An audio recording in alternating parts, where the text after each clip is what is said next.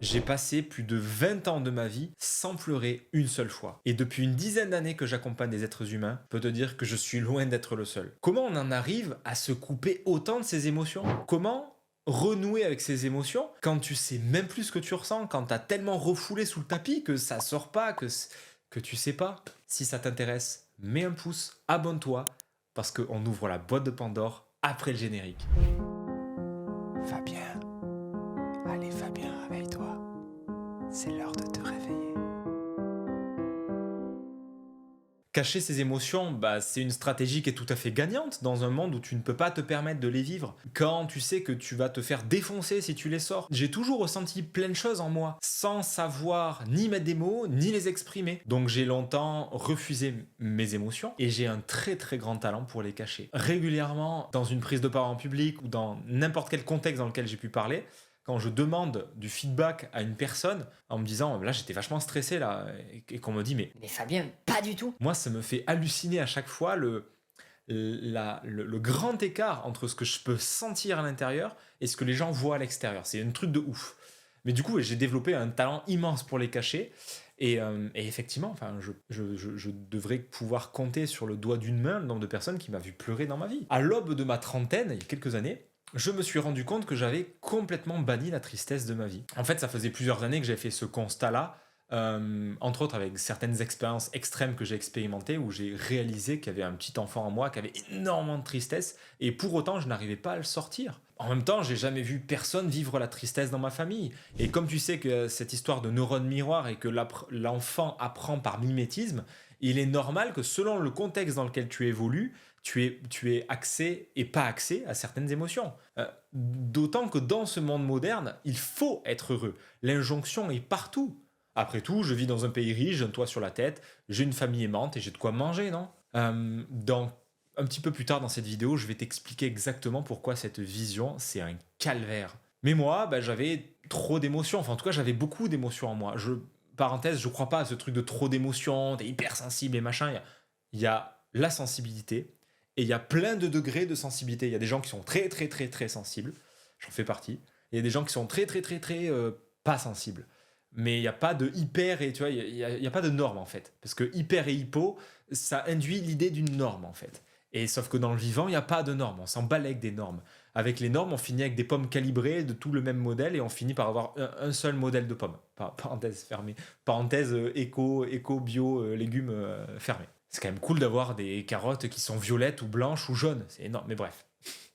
Donc, moi, j'avais toutes ces émotions-là et j'avais une seule option pour survivre à l'école, au collège, les foutre sous le tapis, montrer une apparence de joie. Et j'ai réalisé bien des années après que lorsque je disais que je me sentais mal, c'était de la tristesse. J'avais un gros machin de je me sens mal et je savais pas ce que c'était. Et j'ai compris. Quand j'ai compris que c'était de la tristesse, j'ai fait ah, ok. Donc ça, je t'en parlerai un petit peu après.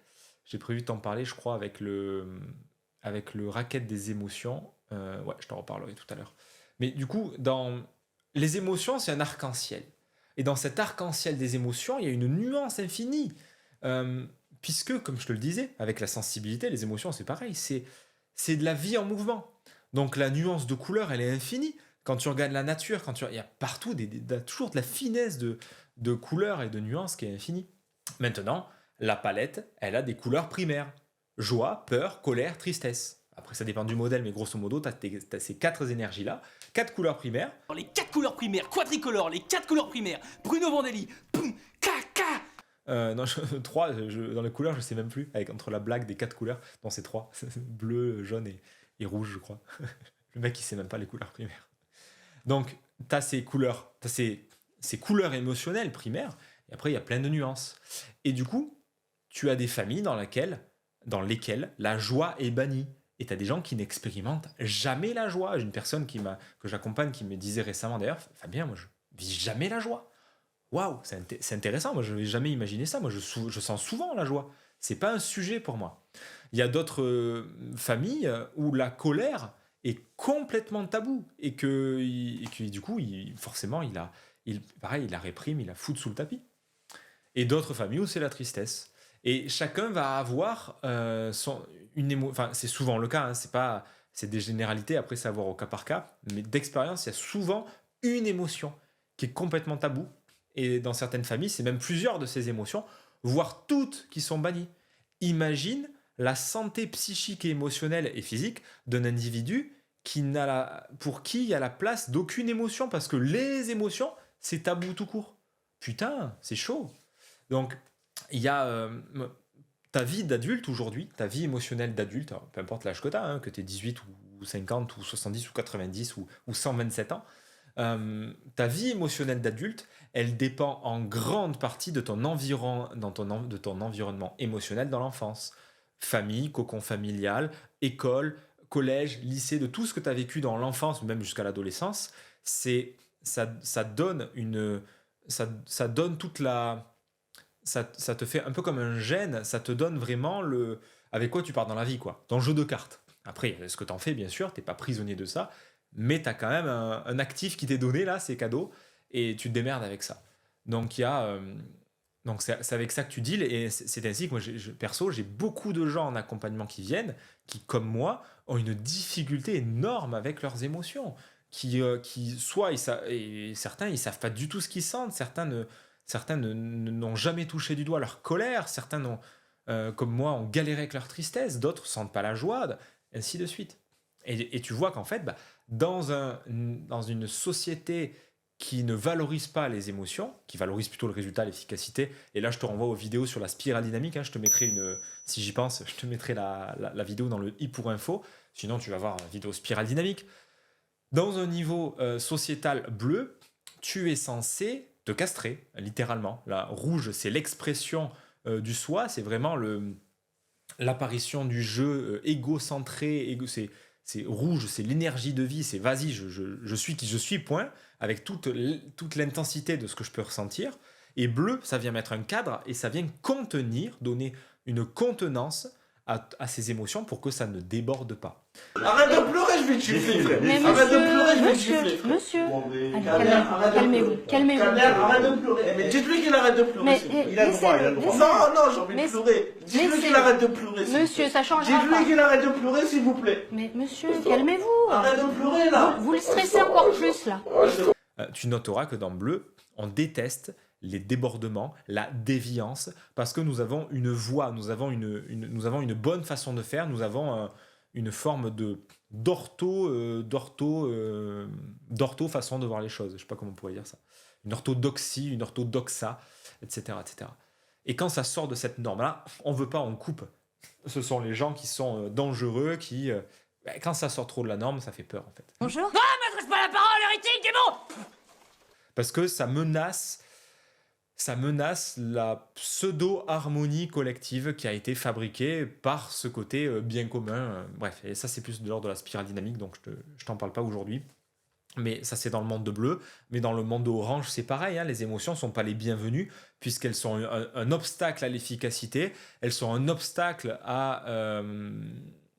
au résultat, à la volonté de se sentir bien aussi. Comment se sentir bien instantanément?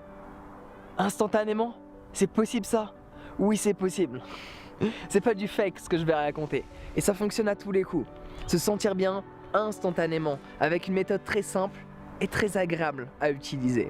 Orange va plutôt valoriser justement le côté bonheur personnel, bonheur, la joie, soutenir les états positifs, soutenir tous les élans de positivité, les croyances positives, les pensées positives, les émotions positives. Il y a encore cette dualité qui n'a aucun sens, positif-négatif.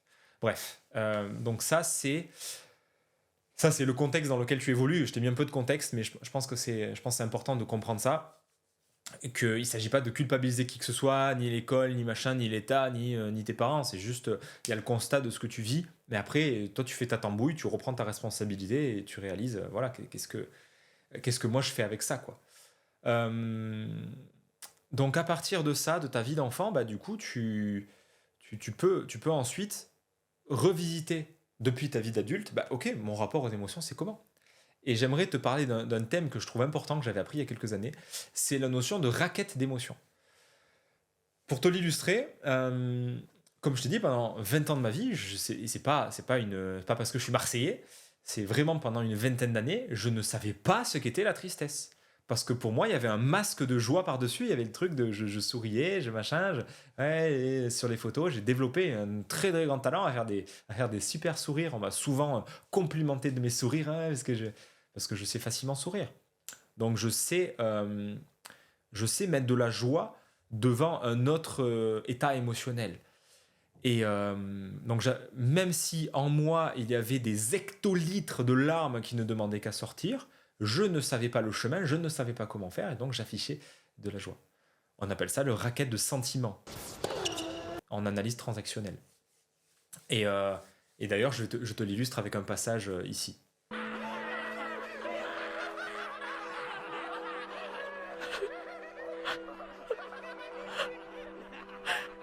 一人残らず笑顔で明るい街恵比寿町はそうやってできたんです。一見楽しそうなのに親の死さえ悲しめない悲劇の街が。 Cet extrait issu de One Piece nous parle des fruits du démon. Alors, pour te donner un brin de contexte, si tu connais pas cet extraordinaire manga que j'adore, qui est le seul manga un des seuls mangas que j'ai regardé dans ma vie, dans One Piece, tu as les fruits du démon. Les fruits du démon, ce sont des fruits qui sont naturels, qui sont dans des arbres, hein, et qui confèrent des pouvoirs à la personne qui les consomme et qui empêchent le possesseur du fruit du démon de nager. Donc évidemment, il y aurait toute une symbolique à aller chercher sur l'arbre d'Adam et Ève, le fruit de la connaissance, qui n'est pas une pomme d'ailleurs, hein, le fruit de la connaissance, la version à l'eau parce qu'ils ne peuvent pas nager dans One Piece, etc. Et toute la symbolique que l'auteur, qui est de type 5, dont je te reparlerai peut-être aussi, toute la symbolique qui n'est pas le sujet, mais simplement du coup, dans One Piece, tu as des manteaux, des profils mentaux, des ingénieurs, des inventeurs qui ont inventé des fruits du démon artificiels, et dont une large partie était un échec total. Et pour balancer le stock, pour pas le jeter, ils ont balancé ce stock-là dans des villages de pauvres, ou que des gens qui n'ont pas de quoi bouffer, qui crèvent la dalle, et où du coup, une des conséquences de ces fruits du démon artificiel, c'est que toute émotion disparaît à part le joie et le rire. Donc il y a un passage tragique dans One Piece où tu as, que je vais te mettre juste après, et où la petite fille, elle est obligée de rire alors que son père, il s'est fait tuer.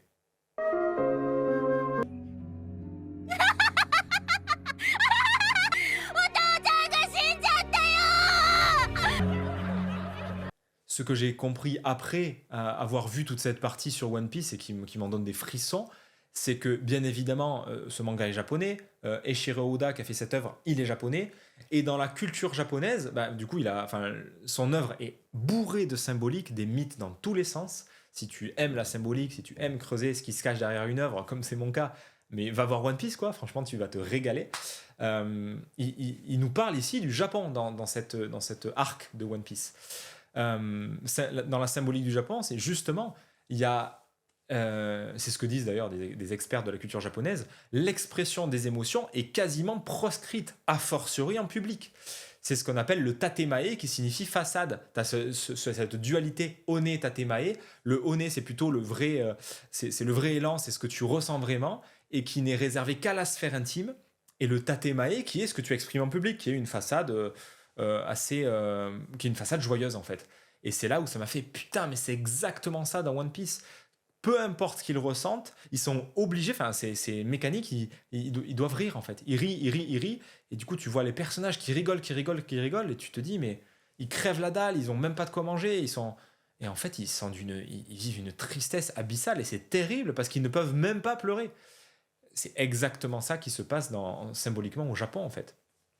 Et d'ailleurs c'est pas si vieux que ça, je pensais que c'était dans la culture japonaise depuis très longtemps, mais apparemment pas tant que ça. Ça, tu pourras regarder si ça t'intéresse. Mais le one et le tatemae sont deux notions qui évoquent un peu le moi personnel et le moi social, qui est plus ou moins présent selon les cultures. Hein, mais au Japon, c'est très, très, très marqué. Jusqu'à une anecdote que je voyais, jusqu'à dans des dîners, dans des repas professionnels, dans lesquels tu discutes avec un homme d'affaires japonais, où tu penses qu'il est d'accord avec ta proposition, qu'il est chaud patate et tout, mais en fait, pas du tout. Tu peux repérer certains éléments de non-verbal, mais Si tu t'attends à un non franc, non, en fait, faut pas s'attendre à un non franc parce que justement, il y a un côté, c'est le tatemae, il y a toujours un côté aller avec, ne pas froisser, etc., etc. Du coup, c'est un peu tordu pour savoir ce que pense un japonais. Et j'avais vu également que du coup, pour des amis qui m'ont expliqué qu'ils étaient au Japon, que même dans la sphère intime, du coup, il y a ce conflit interne entre ce qui est montré et ce qui est réellement ressenti. Ça déborde tellement dans leur quotidien et même dans leur vie intime qu'ils galèrent même à la maison et même dans la famille à connecter leur vrai ressenti. Et c'est un vrai, vrai problème là-bas. Et là, tu pourrais aller chercher tout un tas de corrélations avec les phénomènes absurdes, avec leurs émissions complètement ubuesques, avec les taux de suicide qui sont immenses, et avec du coup cette conformité aussi qui est très, très typique de Bleu. Bref, donc je fais la parenthèse du Japon, mais qui illustre magnifiquement ce racket de sentiments où tu ne peux pas te permettre une émotion. Et là, je t'invite juste à quelques instants, à quelques secondes d'introspection, de regarder en toi, est-ce qu'il y a en moi une de ces émotions primaires qui est taboue, qui est complètement interdite dans mon système? La colère, est-ce qu'elle sort librement? Pas du tout. Sociétalement, la colère, elle est complètement proscrite. Il y a peu de gens qui ont un rapport sain à la colère, d'ailleurs. La tristesse, est-ce que la tristesse est OK pour toi ou pas du tout? Et la joie, est-ce que la joie, elle est OK pour toi ou pas du tout? Et la peur, est-ce que la peur, elle est OK pour toi ou pas du tout? Et ainsi, ça va te donner vraiment une pépite, une grande finesse dans la connaissance de toi, d'aller explorer cette couleur émotionnelle, justement. D'autant que c'est dans l'air du temps d'avoir la volonté de se sentir bien tout le temps, d'éviter toute émotion désagréable, comme je te disais, de penser positive, de cultiver les émotions positives et de fermer les yeux et d'aller « Oh, la gratitude, oh, la vie est tellement géniale » et tout, et de refouler d'autant plus les émotions désagréables, les émotions qui ne t'arrangent pas, les émotions aversives de base, colère, peur, tristesse, qui sont tellement nécessaires, tellement belles, tellement riches, et qui sont des indicateurs nécessaires de tes besoins. Je veux dire, si tu coupes une des émotions de base, tu coupes une partie de toi. C'est d'une violence. J'exècre ce discours d'émotions négatives. J'ai d'ailleurs fait toute une vidéo là-dessus il n'y a pas longtemps. Tu peux aussi aller la voir sur le i pour info, là, si tu ne l'as pas déjà vue. Donc ouais, on a une soupe aujourd'hui avec les émotions positives. Moi, ça me casse bien les couilles, mais je fais autant que faire se peut. T'as le droit d'avoir des émotions, t'as le droit de chialer, t'as le droit de crier. Putain, t'as le droit d'avoir des émotions, quoi. Non seulement t'as le droit, mais je veux dire, c'est une nécessité vitale, c'est le réel, t'as des émotions. Tu peux interdire le réel, et on est très bon à ça, c'est ce que j'ai fait pendant 20 ans. J'ai de la tristesse, mais non. Donc t'as l'énergie de l'émotion, et tu développes la même énergie dans un sens contraire, ça fait deux vecteurs de force opposés, et du coup tu dois mettre la même intensité pour la réfréner que pour la sortir. Donc ça fait une résultante nulle, mais avec une énergie colossale qui a été déployée. Donc de là, aller chercher, tu peux vite faire des ponts avec la fatigue, les burn-out, les somatisations, les douleurs, les tensions dans le dos, etc., etc. Il y a 3 façons de gérer une émotion, et j'utilise le mot gérer à dessein. Et c'est essentiellement des mécanismes de défense, en fait. Pour moi, il y a 3 types de mécanismes de défense pour gérer ces émotions. Premièrement, c'est par la tête, c'est rationaliser l'émotion. C'est chercher à la comprendre. Et moi, au début, quand j'ai commencé à renouer avec ma tristesse, donc je sentais que j'étais triste, mais tout de suite, au lieu de la vivre et au lieu d'aller au cœur de cette émotion et de la laisser être là, je cherchais à comprendre. Mais pourquoi je suis triste? Mais qu'est-ce qui s'est passé? Mais qu'est-ce que j'ai fait? Qu'est-ce qui a pu la déclencher? Mais putain, et je cherchais, au lieu de me relier à cette partie de moi qui vit la tristesse, j'étais dans un mode rationnel, j'utilisais mon centre mental pour essayer de comprendre une émotion. Autant te dire que ça marche pas trop. C'est un peu comme ce passage de Kaamelott. Mais c'est tellement triste. Triste? Pourquoi triste? Ça me fait penser à ceux qui sont loin de chez eux. Mais qui est loin de chez eux? Je sais pas, tous ces gens qui sont obligés de quitter leur terre et qui se lancent à corps perdu sur les routes pour fuir l'oppression. Qu'est-ce que vous me chantez? Vous savez, quand on est déraciné, on n'est plus que la moitié de soi-même. Mais vous êtes pas déraciné, vous, que je sache. Donc tu vois, la raison et l'émotion, ça a toujours été deux mondes différents. C'est d'ailleurs pour ça que je trouve que c'est en tout cas une illustration amusante. Quand tu vois la figure de l'énéagramme, on a l'impression d'un fossé entre le point 4 et le point 5. Un fossé entre les émotionnels et les mentaux. Parce que c'est une illusion de de ces deux façons de voir le réel et une difficulté en fait à échanger, à discuter. Et j'en parle souvent à des amis qui sont dans un mode de couple émotionnel et mental, et ils me disent tous, mais c'est exactement ça, quoi. Celui qui est mental cherche à comprendre pourquoi celui qui est émotionnel, il vit ses émotions, et celui qui vit ses émotions, il est là, mais tu me comprends pas, mais tu m'écoutes pas. Parce que comprendre, c'est plus du langage mental d'ailleurs, et tu m'écoutes pas, c'est plus de l'ordre de l'émotionnel. Il y a vraiment cette dissonance, quoi, comme dans ce passage de Kaamelott. Donc, ça, c'est voilà, rationaliser, chercher à comprendre. Après, tu as étouffer l'émotion par la bouffe, par la clope, par l'alcool. Donc, ça peut être par des pratiques, ça peut être par des substances et par des trucs qui te font du mal, qui, littéralement, le sucre, les substances, la clope, la drogue, les picouses ou machin, ça, tu te détruis. Mais ça peut être par des pratiques qui sont valorisées socialement. Méditer, faire de l'hypnose, faire de l'EFT, toutes ces pratiques qui ont le vent en poupe et qui sont bien vues, mais oui, c'est super de méditer, l'hypnose, c'est tellement bien, ça te permet de connecter avec ton inconscient, l'EFT, c'est bien. Ok, mais c'est aussi des très bonnes façons de se fuir et c'est des très bonnes façons d'anesthésier ses émotions. Je le sais, je l'ai pratiqué et je l'ai vu et je le vois encore beaucoup.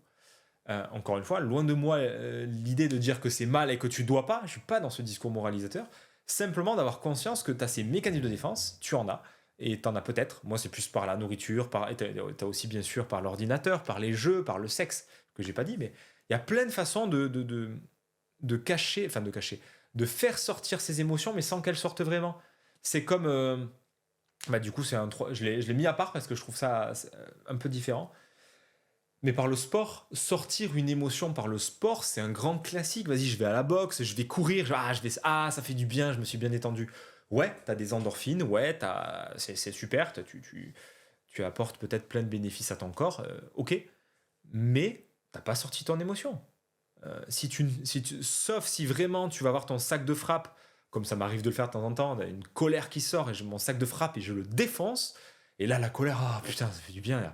Il y a un truc où tu sens que il y a une quiétude, mais quand c'est juste du sport, pour du sport, tu sens un état de tension et tu vas courir, que dalle, tu vas juste rajouter du cortisol et ok, tu auras peut-être des bénéfices, mais souvent tu as besoin d'augmenter les doses et de faire toujours plus de sport, toujours plus de la même chose, pour reprendre Václavic, et ça va pas sortir tes émotions pour autant. L'émotion, elle a besoin d'être écoutée et libérée, mais c'est pas parce que tu vas faire du sport qu'elle va sortir. C'est pas parce que tu vas faire du théâtre et que tu vas crier. C'est un truc que j'ai pas écrit, mais je me donne des idées des fois en parlant tout seul. Et si tu fais du théâtre, ou si tu fais ce genre de choses, des mises en scène, ou t'es acteur ou actrice, c'est pas, tu vas pas faire sortir ton émotion pour autant, hein. Ça peut être thérapeutique, ok, pourquoi pas, carrément. L'écriture peut être thérapeutique, mais dans l'écriture, c'est rarement un mécanisme de compensation pour moi. Tu peux essayer d'écrire, mais alors pourquoi je ressens ces émotions ? De mon expérience, l'écriture est souvent beaucoup plus précise, fine et thérapeutique. Puisque je trouve que tu allies bien les trois centres. Tu peux être dans ton ressenti, écrire, du coup structurer ta pensée avec le mental, et être dans une action d'écrire instinctive. Donc je trouve qu'il y a une vraie pépite dans le journaling et dans l'écriture qui peut aider par rapport à ça, qui ne suffit pas non plus, mais qui peut vraiment aider. Là où, effectivement, par le théâtre ou quoi, tu peux mettre en scène, tu peux jouer le truc et pas vraiment être avec ton émotion. Puisque c'est ça tout le truc, je vais t'en parler juste après, mais le cœur du truc, c'est d'être avec. Globalement, la pire habitude en lien avec une émotion, c'est de résister contre l'émotion qui est là. C'est un peu comme si t'es là, t'es contre le... Il y a des vagues, et t'es là. Non. Et t'essaies de repousser l'eau au plus fort que tu peux. Qu'est-ce qui se passe ? Pas grand-chose. Tu te sens triste, tu te sens en colère, et tu fais mine de l'éviter, alors que tu sens ça et que tu vis ça. Et c'est ça qui crée une dissonance cognitive qui est terrible. C'est tous ces moments où je vis de la tristesse et où j'affiche de la joie, et je sens qu'il y a un truc, mais je me sens mal. Et toutes ces fois dans ma vie où je savais pas pourquoi. Et putain, mais d'avoir compris, d'avoir détendu cette partie, ça fait... Oh putain, mais c'est pour ça. Donc j'ai vécu ça sans réussir à mettre des mots pendant tellement d'années, mais vraiment tellement d'années. ça m'a tellement fait douiller que je peux d'autant mieux t'en parler aujourd'hui et que ouvrir le chapitre des émotions, ouvrir la porte des émotions, mais c'est un des plus beaux cadeaux que tu peux t'offrir dans du monde en fait. Évidemment, ça se fait.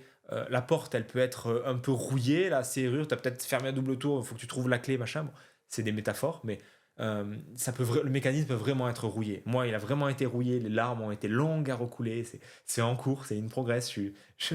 Je suis fier de moi quand ça pleure et quand j'ai de la tristesse. Mais franchement, c'était long.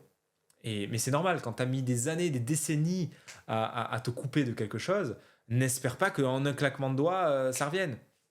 Ça invite à beaucoup de douceur, de lenteur, et c'est un temps incompressible. Dans le niveau vert de la spirale dynamique, on lâche cette notion de rentabilité. On est dans une rencontre instantanée de soi à soi, et on laisse venir les émotions telles qu'elles sont. Moi, ça m'a fait vraiment tilter, je t'en parlerai bientôt. J'ai fait un stage de CNV il n'y a pas longtemps, et en communication non violente, qui illustre bien le niveau vert de la spirale dynamique d'ailleurs. En tout cas, ça dépend par qui c'est fait, mais souvent ça illustre très très bien vert. Et ça m'a fait réaliser et surtout sentir à quel point ça peut être long de sentir le besoin qui est en jeu. Autant l'émotion, je peux vite sentir, ah ouais, c'est de la tristesse qu'il y a là. Autant descendre dans le besoin, descendre dans ce qui est vivant et de ce qui est là. Pour moi, en tout cas, ça peut être super long, vraiment dur. Je te reparlerai des besoins tellement c'est important et tellement c'est un sujet qui est game changer. En tout cas, moi, c'est un sujet qui me touche particulièrement, donc j'ai envie de t'en parler. Mais du coup, ouais, pourquoi je te parlais de ça ? Ça, c'est quand je dérive et que je pars dans tous les sens. Oui, vert, c'est parce que ça prend du temps. Et dans vert, ça prend du temps. On prend le temps. Tu sais, vert, c'est cette image cliché, certes, mais on est en cercle et on discute chacun les uns les autres et on s'écoute. Et toi, comment tu te sens ? Et toi, est-ce que ça va à tout le monde ? Est-ce que vous êtes tous OK avec ce qui est proposé ? Ouais. Tu as une suggestion ? OK, vas-y, on t'écoute. Mais c'est pas faké. C'est pas comme cet extrait que je viens de mettre de Blanche Gardin qui met en dérision justement ce truc-là, où c'est du verre de surface et où tu grattes un peu derrière la croûte et en fait, il n'y en a pas du tout. Tu es maquillée, il m'a dit non. C'est parce que j'étais sur un... en fait, j'avais un shooting. Aujourd'hui, c'est rare, hein. Je fais plus vraiment de shooting, mais... Mais c'est parce qu'en fait, là, on est dans un cercle qui est entièrement dédié au naturel et au féminin sauvage.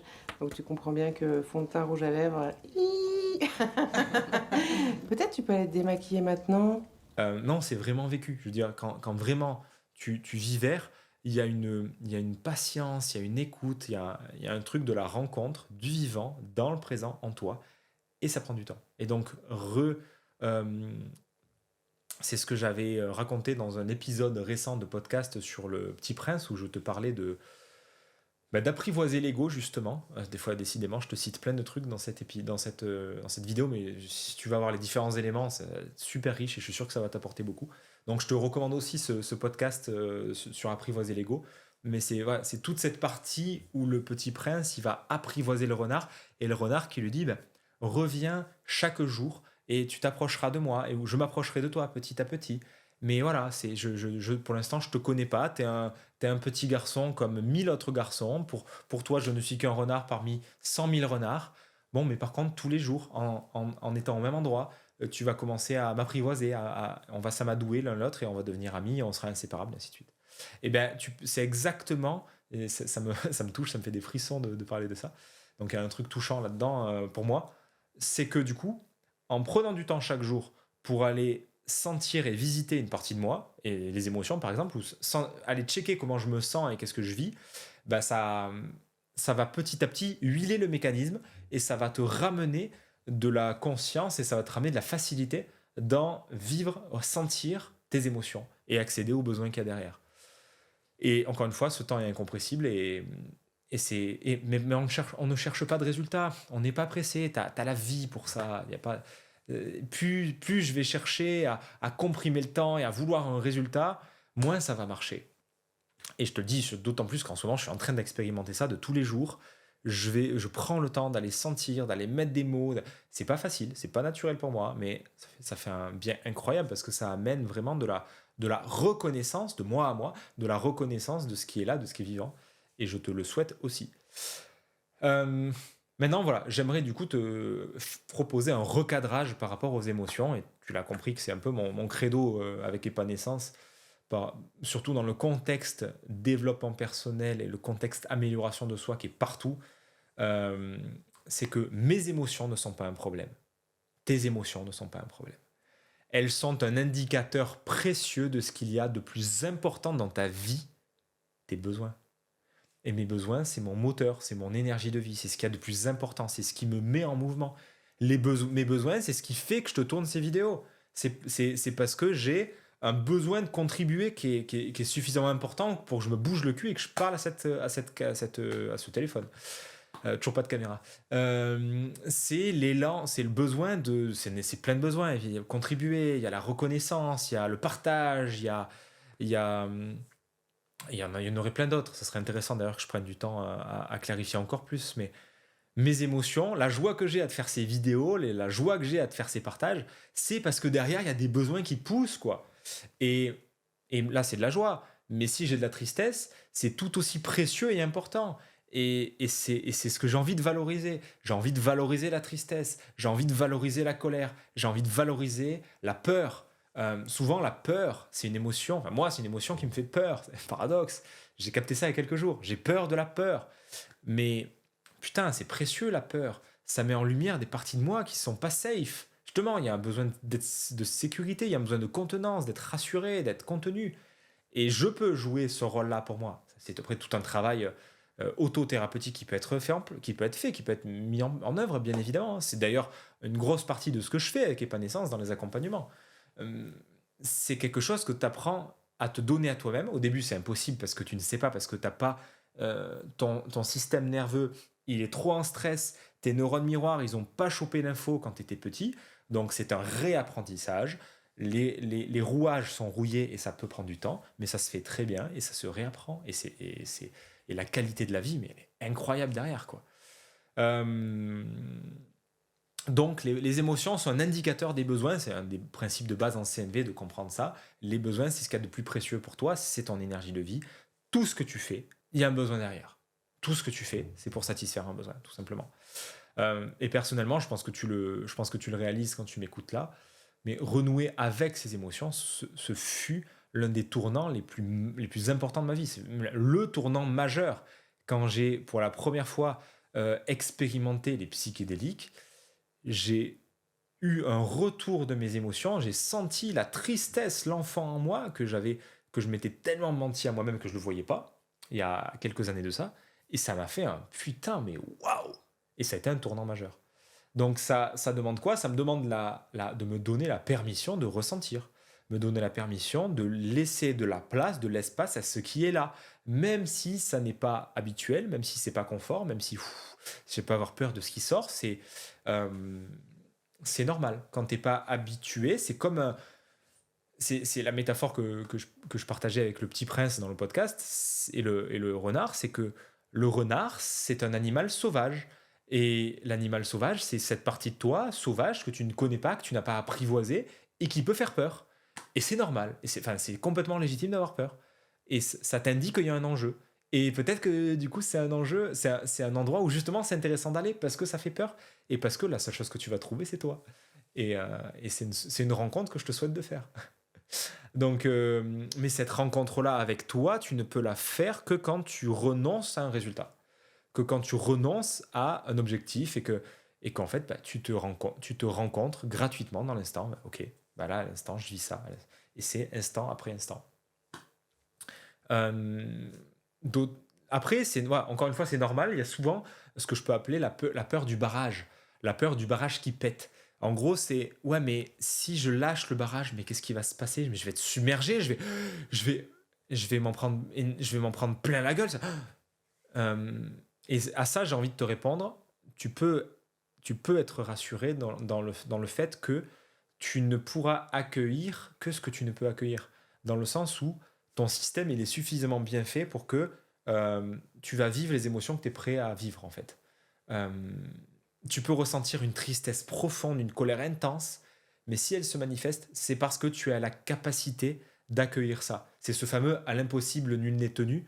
Je crois que c'est ça. C'est ce truc de tout ce que tu vas vivre, c'est parce que tu es capable de l'accueillir, c'est que tu as un espace suffisamment grand pour l'accueillir. Et si vraiment c'est trop, bah, t'appelles quelqu'un, tu m'appelles, tu t'appelles ton thérapeute préféré, t'appelles quelqu'un qui a vraiment de l'empathie, qui est capable d'empathie et de t'écouter vraiment sans te donner de conseils, sans te moraliser, sans rationaliser ce que tu racontes. Quelqu'un qui a de l'empathie, quoi. C'est pas si courant, mais ça dépend de ton environnement, mais il y en a. C'est quelque chose que si tu vois que que c'est trop intense pour toi et que tu n'arrives pas à accueillir, il ne s'agit pas de gérer, ça ne se gère pas une émotion, c'est pas un tableur Excel. Mais si tu n'arrives pas à accueillir, tu peux tout à fait demander de l'aide à quelqu'un. Et si c'est un ami ou de la famille, bah, très bien. Sinon, tu peux payer pour ça quelqu'un qui est là pour ça. Il n'y a aucune honte à avoir, tu as le droit d'avoir des émotions et tu as le droit de demander de l'aide. Mais c'est important de le rappeler parce que tu as un contexte sociétal qui fait que tu peux avoir honte de faire appel à un psy ou un thérapeute. Parce que moi, je suis pas fou, parce que non, moi ça va, je me débrouille tout seul. Beaucoup de gens qui fonctionnent comme ça, je fonctionne comme ça beaucoup. Et en plus, tu as les néatypes derrière qui va avec. Tu as des gens qui sont vachement en mode « Ouais, je me démerde tout seul, j'ai toujours fonctionné tout seul. » Ouais, mais c'est OK. Mais il y a un prix à payer, il y a un coût de ça. Et est-ce que ça pourrait être OK aussi de demander de l'aide, d'aller chercher du soutien? Voilà, c'est des questionnements que tu peux explorer. Et puis, la dernière partie de ce que j'aimerais te partager, c'est surtout l'aspect détendre une émotion. Comment on fait pour détendre une émotion quand il y a... Parce qu'une émotion, c'est une tension émotionnelle, c'est quelque chose qui vient raviver de la vie en toi et qui peut créer de la tension, d'autant plus si tu résistes, et ce qu'on a dit, si tu fais force dans les deux sens. Si l'émotion, elle crée de la tension, si elle est tendue et qu'elle te crispe, c'est probablement parce qu'elle n'est pas accueillie et qu'il n'y a pas de place pour elle. C'est parce qu'il y a une volonté de ne pas la vivre. Et moi, mon invitation, c'est aussi con que plonger dans la tension pour la détendre. C'est quelque chose qui est extrêmement intéressant à sentir dans le systéma, par exemple.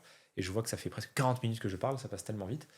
C'est que quand... le systéma m'a vraiment appris ça. Le systéma, c'est un art martial russe qui est vachement basé sur les principes de détente et de respiration. Donc tu commences par la respiration, ce qui va ramener du mouvement, ce qui va ramener de la détente et du mouvement, du coup. Et quand tu prends un coup, si t'es crispé, ça fait et ça crée la tension, tu vois, c'est pas agréable. S'il y a un point qui arrive et il y a un truc de c'est OK, il y a un coup, je fais corps avec l'émotion, ça va. Et c'est ça qui est surprenant en systéma. Moi, ça m'a édifié plus d'une fois. C'est que j'ai la capacité de me prendre de ces patates qui me font peur. Mais il y a une partie de moi qui a peur, et en même temps, il y a mon corps qui est en train de l'accueillir, et je fais, en fait, ça m'a pas tant défoncé que ça, ou ça, ouais, ça pique, mais par contre, si j'avais résisté, mais ça m'aurait explosé, ça m'aurait cassé une côte, en fait. Donc, je trouve que le systéma, et il y a probablement d'autres façons de l'expérimenter, mais le systéma est une bonne façon de l'expérimenter, c'est de voir comment tu peux accueillir comment tu peux accueillir une frappe, comment tu peux accueillir quelqu'un qui va t'amener quelque chose, il va t'amener un cadeau, il va t'amener de la matière, il va t'amener du massage via une frappe. Et en accueillant, en fait, tu vois que tu peux... Et c'est un principe. C'est un principe clé que tu vas retrouver dans le rapport aux émotions. C'est un principe clé que tu peux développer avec plein de choses après. Avec une critique que quelqu'un te fait, avec une objection qu'un client te propose. C'est dès qu'il y a quelque chose qui t'est amené, OK, il y a un accueil et une transformation de l'énergie. Un accueil et une transformation, un accueil et une transformation, une transmutation alchimique, tu l'appelles comme tu veux. C'est juste un processus naturel de digestion. Il y a la nourriture qui arrive et elle est digérée, ça rentre et ça sort. Et le truc, c'est que si l'émotion, elle est là, mais qu'elle sort pas, ça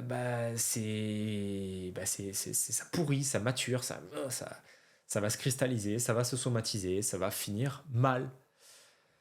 Donc plonger dans la tension pour la détendre, ça implique quoi? Ça implique d'apprendre à le faire. C'est pour ça que je te parle de systéma. Si jamais tu n'as jamais fait, je te recommande de faire un cours d'essai, d'aller expérimenter, de regarder des vidéos. Mais regarder les vidéos, c'est toujours piégeux parce que tu restes dans le mental.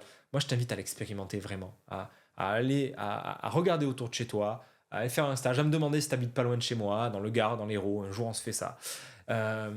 Parce que c'est quelque chose qui te permet de le vivre dans tes tripes, dans ton instinctif et de sortir de la tête de comment on fait pour accueillir une émotion, putain. Comment il n'y a pas un process en 4 étapes? Oh là là, comment on fait? Oui, il y a des process, mais ça ne va pas t'aider plus que ça. Ça peut rassurer, mais ça ne va pas t'aider. Alors que si tu fais un cours de systéma, par exemple, ou une session avec moi, ou peu importe, tu peux le vivre. tu peux le vivre réellement dans toi. Et ça change tout. Parce que moi, pendant des années, c'était mais comment on fait pour accueillir ces émotions? Comment on fait pour lâcher prise? Mais c'est pas dans le faire, c'est dans l'être, c'est dans le vivre. Et ça peut pas s'expliquer, en fait. Donc sur YouTube, ça peut pas. Je peux essayer de te le faire toucher du doigt, mais ça peut pas. Ça peut pas s'expliquer. En tout cas, ça peut s'expliquer, mais ça ne peut pas être intégré par le mental, parce que le format YouTube ne s'y prête simplement pas. Donc, bien évidemment, il y a des outils qui aident à faire ça en accompagnement et qui peuvent se faire seuls, bien évidemment. Donc déjà, quand tu es seul, c'est faire corps avec l'émotion. C'est donner à l'émotion un contenant, c'est donner un bol à ton eau émotionnelle, c'est l'accueillir sans s'y perdre. C'est pas une identification. C'est là où c'est fin, mais ouais, tu saisiras la nuance, hein, t'es intelligent pour comprendre ça. Ce n'est pas de l'identification. Je ne suis pas émotion, je suis tristesse, c'est terrible. Je la vis, c'est cool, mais je suis pas dissocié de tiens, on dirait qu'il y a une émotion de tristesse par là. Tiens, c'est dans le genou, c'est dans les poils là. Est-ce que c'est de la tristesse? D'ailleurs, la tristesse, est-ce que ça prend un S? Tristesse, c'est quoi l'étymologie de tristesse? Tristas, ça vient du latin. On n'est pas ni dans l'identification, ni dans la dissociation. On est dans être avec. Je suis avec. C'est-à-dire que je suis comme un bon parent avec l'enfant en moi, triste. Je prends l'exemple de la tristesse, c'est plus parlant pour moi. Mais pour toi, ça sera la colère ou la peur, ou peu importe. Même la joie, c'est génial d'accueillir la joie aussi, de prendre le temps de notifier l'émotion qui est là. Donc c'est l'accueillir sans s'y perdre. Le parent, il peut accueillir ben alors, t'es triste? Tu es tombé, tu t'es fait mal au genou, tu t'es éclaté le genou, ça fait mal? Bah ouais, un peu, bah ouais, c'est tout rouge, c'est ça, c'est que ça brûle. Ouais, ok, waouh, ça a l'air douloureux pour toi. Tu vois, j'accueille la douleur de l'autre, du petit enfant qui s'est défoncé le genou. On s'est tous défoncé le genou à un moment donné. Je l'accueille sans m'y perdre. Je garde mon centre, je garde ma présence et j'accueille. Logique du et toujours. Donc je suis dans un espace qui est plus grand, qui peut accueillir tout ce qui se vit en moi. Et à mon sens, toutes les pratiques de conscience, la méditation, les retraites, toutes les pratiques, en fait, elles n'ont qu'un seul but, si tant est qu'il y a un but, c'est d'élargir cet espace d'accueil, cet espace de présence à moi, où je peux accueillir de plus en plus intense, je peux m'accueillir de plus en plus inconditionnellement. Au début, je pouvais accueillir rien de tristesse. Je n'arrivais pas à accueillir la tristesse, c'était impossible. Puis j'ai pu accueillir ça de tristesse, puis j'ai pu accueillir ça. Puis petit à petit, j'élargis mon espace et aujourd'hui, je peux accueillir des bonnes grosses tristesses. Des fois, c'est trop et j'ai besoin, j'ai besoin d'empathie et je vais la chercher à l'extérieur parce que j'arrive pas à me la donner à moi. Et donc, je vais passer par un tiers. Et c'est tout à fait OK. Et ça muscle encore ma capacité. Et derrière, je peux me le ramener à moi-même. Et du coup, j'élargis mon espace encore et encore jusqu'à derrière vivre. C'est pas l'idée d'être en autonomie totale. On est des êtres. Il n'y a aucun problème à demander à d'autres. Mais tu es de plus en plus autonome. Moi, j'aime cette idée d'autonomie, d'antifragilité, de souveraineté personnelle qui est chère à moi. Tu développes un espace en toi, pour toi. Et en plus, un effet qui se coule, c'est que quand tu as un grand espace d'accueil, il est disponible pour d'autres. Donc si tu as envie de donner, pas pour recevoir, pas pour en retirer quelque chose spécialement, sinon tu vas être déçu, sinon ce ne sera pas de l'empathie ou de l'accueil. Mais si tu en as l'élan, l'envie profonde et que c'est précieux pour toi, que juste c'est vivant en fait, tu vas juste prêter cet espace-là temporairement à quelqu'un qui en a besoin, quelqu'un qui est en PLS, quelqu'un qui vit une émotion forte et qui ne sait pas faire autrement, et qui a lui pas cet espace d'accueil et d'écoute, et du coup tu lui prêtes. Comme avec un enfant en fait. Est-ce que c'est pas ça le rôle du parent en fait? De donner une contenance au gamin, une contenance inconditionnelle sur l'être pour la mère, et une contenance inconditionnelle dans le faire pour le père, avec un cadre soutenant, un cadre pas castrant, pas un cadre qui tue et qui empêche le vivant, et non, ne sois pas triste, mais un cadre qui soutient, qui contient, et un cadre qui rassure et qui accueille. Donc voilà un peu beaucoup ce que je voulais te partager. C'est vraiment agrandir ton espace encore et encore pour accueillir. Et la méditation, si c'est pratiqué dans cette intention-là d'accueillir, génial, continue, tu vois. Par contre, la méditation pour se détendre, une méditation pour être joyeux, Il y a des risques de dérive et il y a des risques de fuir et d'esquiver tes émotions par cette pente-là. Juste attention à ça si tu vois que tu peux tomber là-dedans. Si c'est trop intense, n'hésite pas à déléguer, vraiment. Je t'invite à déléguer à quelqu'un et à prendre quelqu'un. Je notifie un dernier élément pour terminer, c'est que la sécurité avec l'accompagnant, elle est primordiale du coup, parce que tu viens avec un putain de morceau qui est la colère, la peur ou la tristesse de ta vie. Qui n'est pas forcément le plus gros morceau que tu aies à vivre, hein, mais juste tu as un truc qui est tellement... tu as un gros paquet qui est trop dur pour toi-même. Tu n'arrives pas à être là pour toi dans cet endroit-là. Donc il te faut sentir une sécurité qui est énorme avec l'accompagnant. Avec quelqu'un dont tu sens que tu peux avoir confiance, quelqu'un qui est là pour toi, quelqu'un qui t'écoute vraiment, quelqu'un que tu sens. Il y a une validation de ton être, il y a un truc de « waouh ». Cette personne, ça me parle, la façon dont elle travaille, la façon dont elle m'écoute, la façon dont elle me parle, il y a quelque chose qui me... Waouh, je me sens en confiance et je me sens à l'aise pour ça. C'est vraiment important. J'avais déjà pris des accompagnants dans lesquels je me sens pas 100% à l'aise.